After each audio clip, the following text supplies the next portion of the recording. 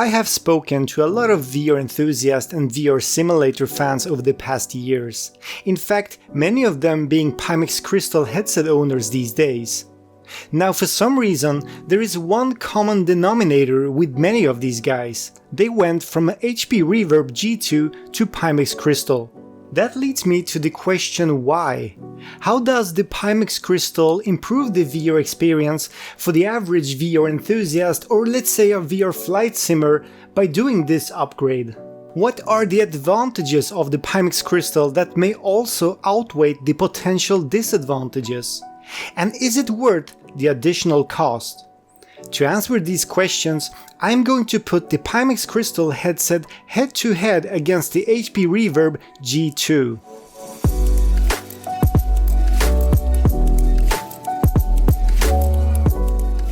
Welcome back everyone, it's Martin from Pimax.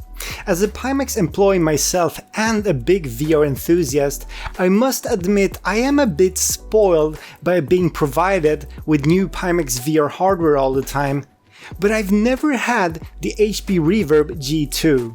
Sure, I tried it on road shows and still have my old first gen HP Reverb V1 that eventually died on me. Anyway, from what I've heard, the Reverb G2 was considered a big update and supposedly a much better piece of hardware than its predecessor. And still today, it's a popular and praised headset among VR enthusiasts. So I reached out to my good friend Jesper, who is a big VR flight simmer and Pimax Crystal owner these days, and I was lucky enough to borrow his G2, dust it off and give it a go. Now I know what you're thinking. I work for Pimax, supposedly I get paid to promote the Pimax Crystal, so I'm biased and cannot be trusted, right? But wait a second. I spoke to my boss and I demanded that the main condition of making this video in the first place was to have free hands, being totally unbiased and objective. I simply want to share my personal opinions as a VR enthusiast and a big VR flight simulator fan. Having said that, where do we begin? Despite completely different form factors, these two headsets share a lot of similarities. Both the Reverb G2 and Crystal uses inside-out tracking, so no need for additional equipment such as base stations or lighthouses and third-party controllers. They're both PCVR compatible, connected through DisplayPort and USB cables, so they equally require a PC and somewhat a powerful one to run games and simulators at a reasonable frame rate. Sure, Crystal do have built-in standalone AIO or all-in-one mode, but that's a topic for another video. Either way, because of these similarities with tracking, bundled controllers and no need for base stations, and the fact that both headsets strive for optimal image quality, it's clear that the Pimax Crystal would be the obvious choice of an upgrade from the G2. These two headsets are also both specifically well suited for seated VR experiences and highly popular for VR flight and racing simulator, where image quality and resolution are key factors. Sure, you can buy them to exclusively play Beat Saber, but really, it's like buying a Lambo and use it for grocery shopping rides. Anyway, I don't want to make this video an hour-long snooze fest, so without dragging this out and instead of doing a full-blown review, I will mainly focus on the most important aspects or selling points that a VR enthusiast values the most. And I will give you my thoughts after 2 weeks of persistently swapping between both headsets, mainly testing flight simulators but also some casual VR games. The aspects I will focus on are color reproduction and accuracy, brightness and contrast levels, screen resolution and refresh rate alternatives, optical image quality including clarity and differences in sweet spot, the field of view of course, modularity with additional accessories, overall performance as well as comparison of the headset's bundled software. As you can tell, I left out a few things from my opinion, such as comfort and the build quality. That's because I think those two are highly individual aspects entirely dependent on your unique personal preferences and needs. I recently made a video about crystal comfort, pointing out its strengths, weaknesses and ways to improve it, but since we're all different human beings who value comfort according to our own personal standards, I'll leave out my opinion on this topic and let you decide for yourself. As for build quality, these headsets are completely different looking units. Some people may love the design of the Crystal, others may strongly prefer the HP Reverb G2. Nonetheless, both headsets are packed with great technology inside, and for a hardcore VR enthusiast or VR simulator guy, I can assure you that the internals and the performance is what matters the most. Oh, when it comes to the inside-out tracking, where both headsets share similar technology, even if they technically differ, the tracking performance is very similar between these two. I won't go deeper into this topic, but worth to mention is that the biggest advantage here, I would say at least, is that if you prefer to use Lighthouse-based SteamVR tracking together with the Valve Index Knuckles or the HTC Vive's controllers, you can do that with the Pimax Crystal Lighthouse faceplate. This is an optional accessory that you can order from the Pimax store and quickly attach it to the Pimax Crystal to use base stations or lighthouses together with compatible third-party controllers. This option is not possible with the HP Reverb G2. Anyway, let's dive into the geeky stuff. The panels of the HP Reverb G2 are based off the LCD technology, while the Pimax Crystal houses QLED panels with local dimming. And the difference is quite obvious. Being honest and potentially also sounding biased, it was hard to go back to the LCD panels in VR. The color reproduction of the Crystal's QLED displays is miles ahead of LCD. Crystal's QLED displays offer significantly higher contrast levels, smoother color grading because of a wider color gamut, and more natural skin tones in games and when watching movies due to higher color accuracy. Most importantly, in my opinion, the colors never feel washed out, even in brightest VR scenes I've tested. This is largely thanks to the Crystal's built-in active local dimming, which helps to dramatically improve the contrast ratio between the bright and dark parts of the image. This is done by dimming or completely turning off specific backlight zones on parts of the image that renders dark or black areas and objects.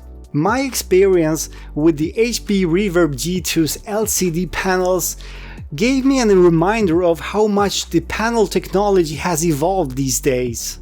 Going back to virtual reality rendered by LCD screens, the colors just looks pale, too dim and somewhat inaccurate due to the limitation of its technology.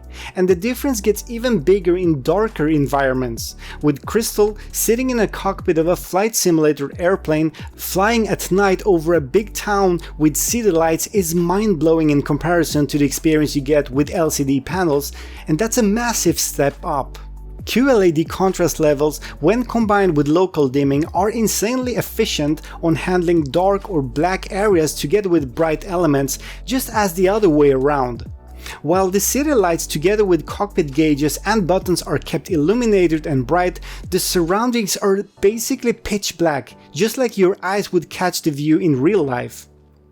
The LCD panels of the HP Reverb G2 are maybe its weakest points. Black and dark scenes always feels kinda grayish and washed out and somehow unnatural. Due to the limited contrast levels and weak color reproduction by the HP Reverb G2's LCD displays, the headset really falls short in this regard.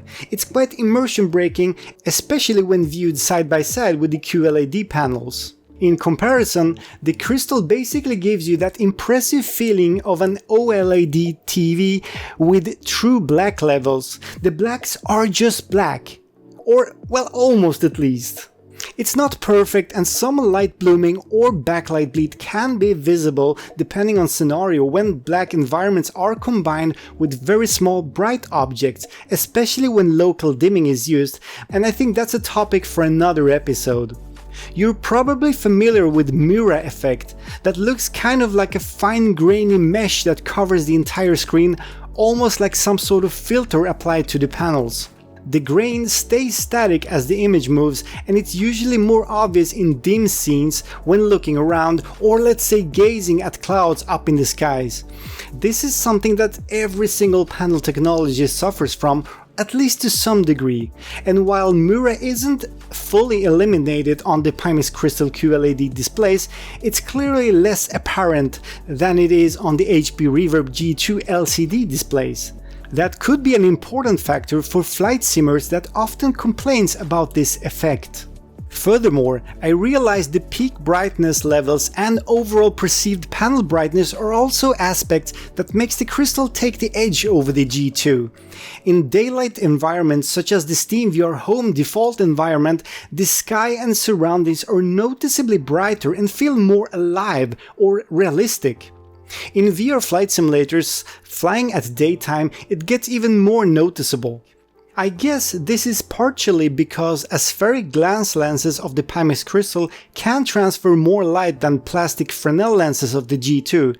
I also suspect that the difference in visible screen door effect and the choice of lenses both adds into the equation of perceived brightness, but I will get into these topics in a moment. All in all, the QLED panel technology, especially when combined with local dimming, is superior to the LCD panel technology. I'm currently working on an in-depth video about the Pimax Crystal's QLED displays and what they offer more in detail, but in short, there is no doubt that the Crystal clearly wins over the Reverb G2 in terms of color reproduction, contrast, black levels and brightness levels overall. Alright, now let's talk about the display resolution, image sharpness and clarity, potential screen door effect, and what an upgrade from the HP Reverb to the Pimax Crystal can offer to a VR enthusiast. Honestly, this part surprised me.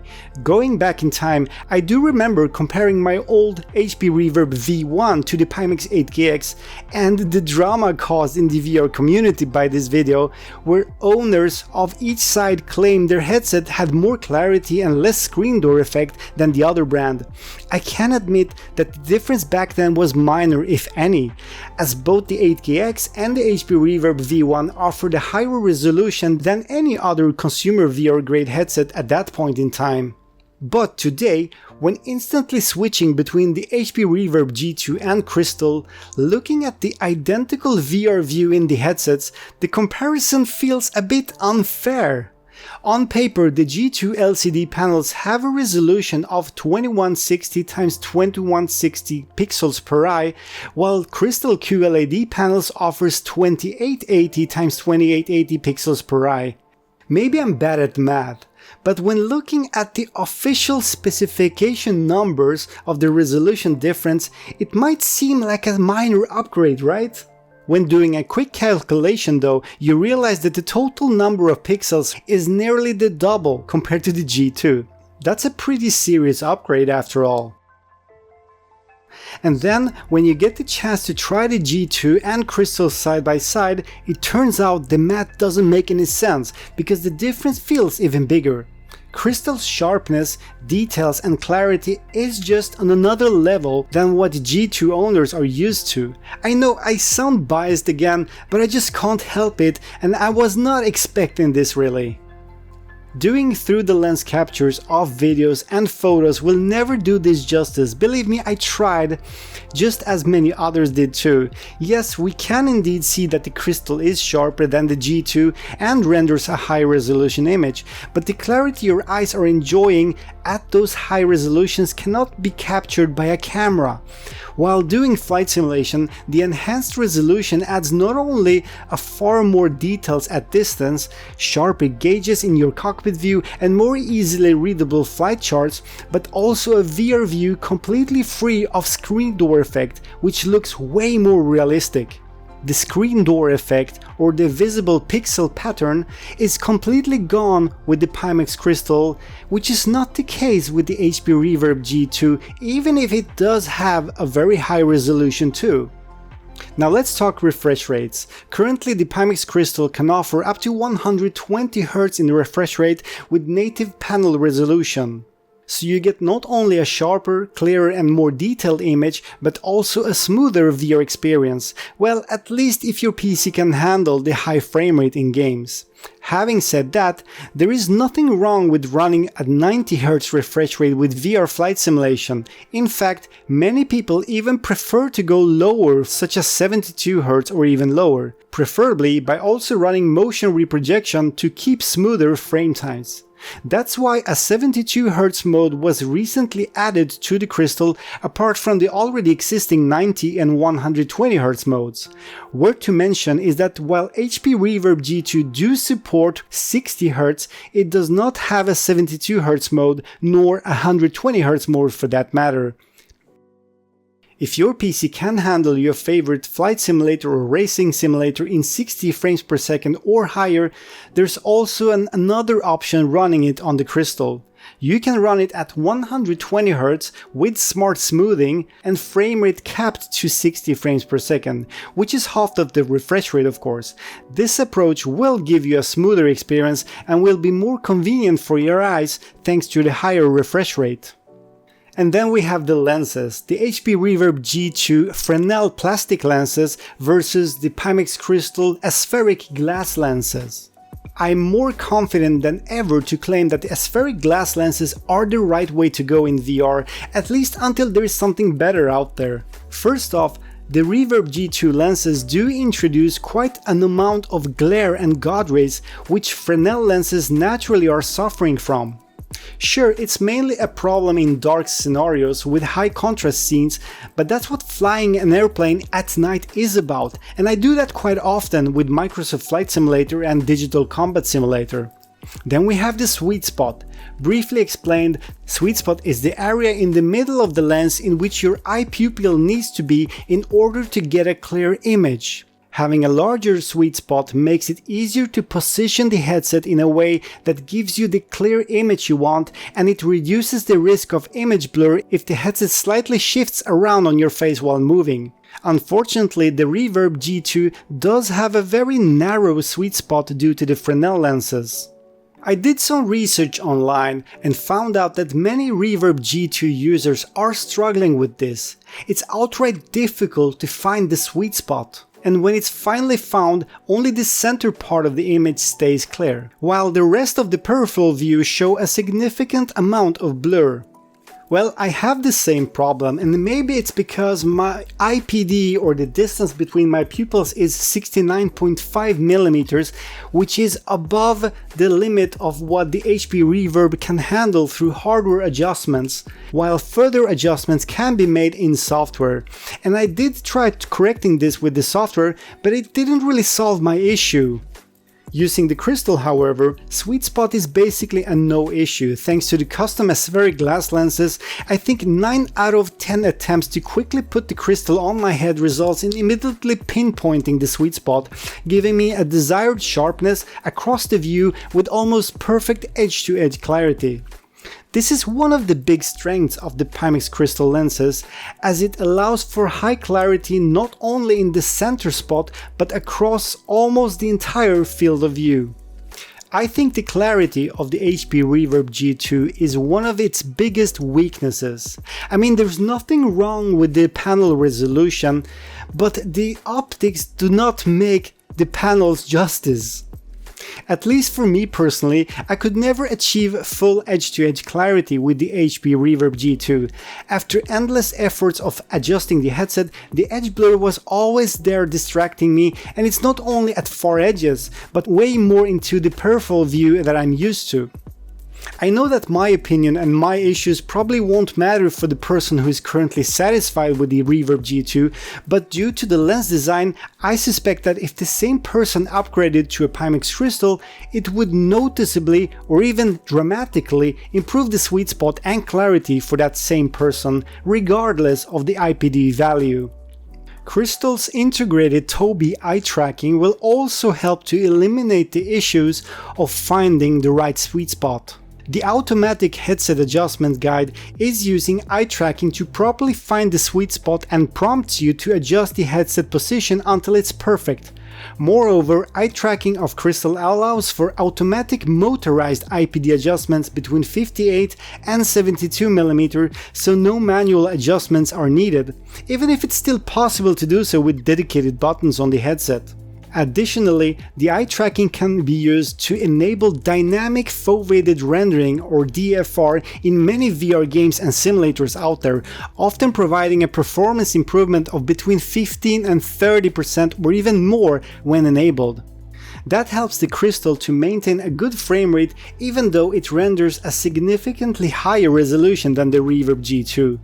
Some of the popular VR simulators these days do support DFR or dynamic foveated rendering, such as the Microsoft Flight Simulator and the Digital Combat Simulator, among others, thanks to the integration with the OpenXR and the Pimax XR plugin.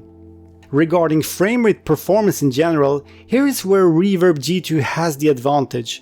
Obviously, by rendering almost 50% less pixels per eye, you offload the GPU and enable the game to run at a higher frame rate. The difference is not massive, but it is there. Eye tracking with dynamic foveated rendering on the Crystal do help to a certain degree, but not entirely. So when going from the G2 to the Crystal, you may need to lower some graphical settings or the native render resolution of the Crystal to achieve the identical frame rates that you're used to with the HP Reverb G2. You may wonder why we have so far skipped the comparison of the field of view. Well, we haven't. But the problem with measuring the field of view in VR headsets is that it can vary a lot from person to person. The field of view I get is not necessarily the exact field of view you will see whether you use your G2 or the Pimax Crystal. Bear in mind, I'm using the first version of the HP Reverb G2 for these tests, the V1. Unfortunately, I don't have access to the second HP Reverb G2, the V2 version, which uses a new face gasket that puts your eyes slightly closer to the lenses, which supposedly can increase the field of view by a few degrees. And I also want to point out that the field of view values I'm about to present are my own individual values, measured with the Test HMD application. These might differ from the official stated values, and since we're all individual human beings, your results may vary from mine. Anyway, I measured my Crystal field of view to be 100 degrees on the horizontal side using the standard included 35 ppd Aspheric glass lenses, while the Reverb G2 gave me between 88 and 90 degrees horizontally, which does give another advantage to the Pimax Crystal. Vertically, the Crystal 35 ppd lenses renders 98 degrees for me, while G2 does 86 degrees. Since I'm currently also testing the soon-to-come wide field of view lenses for the Pimax Crystal, I thought it would be nice to add them into this comparison. With the wide field of view crystal lenses, I get 112 degrees horizontally. Now, this is a significant upgrade over the Reverb G2. Additionally, the better edge-to-edge clarity of the Crystal further adds into the perceived field of view, where the outer peripherals are significantly clearer and sharper. As I mentioned earlier, there are many similarities between the Pimax Crystal and the HP Reverb G2. The initial setup of the headsets and its software feels rather similar if you ask me. With both headsets you need to download and install dedicated software that must be running in the background. Here's also where you can apply most of the changes of settings and adjustments to the headset. The Pimax PC client may look different to the mixed reality portal provided by Microsoft for all their Windows mixed reality headsets, and the Pimax PC client also have more advanced settings available to customize your experience. But overall, it doesn't necessarily mean any of these softwares are better than the other. Personally, I am a fan of more customization and possibilities, so for me the Pimax PC client takes the edge.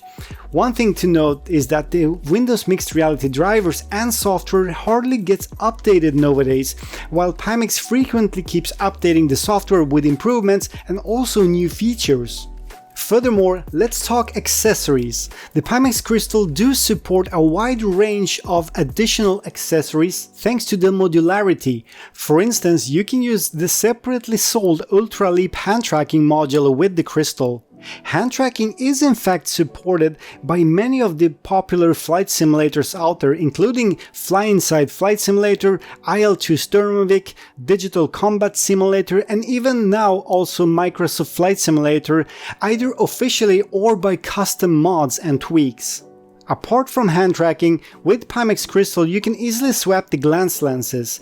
As we already touched this topic, we know that the upcoming wide field of view lenses is a great accessory thanks to the Crystal's modularity, and this is something the G2 just cannot match.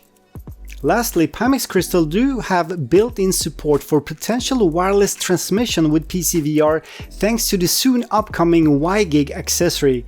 Although this might not be the most important key factor for a VR enthusiast mainly playing flight or racing simulators, but it's still a huge bonus if you use your VR headset for standing up VR experiences and games. With 2 hot swappable and fast charging batteries included, playing wirelessly in VR on the Crystal is something we all look forward to. All in all, today I found out that the HP Reverb G2 is indeed a great VR headset with very good looking visuals and a very high resolution, which is higher than many other alternatives out there.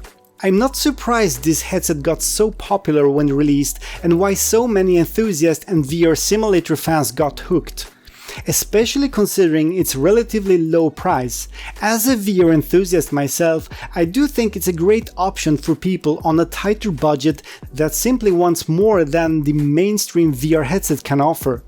Having said that, we can all agree that the HP Reverb G2 is now starting to show its age. Which headset is right for you as of today depends on your individual needs and of course your budget.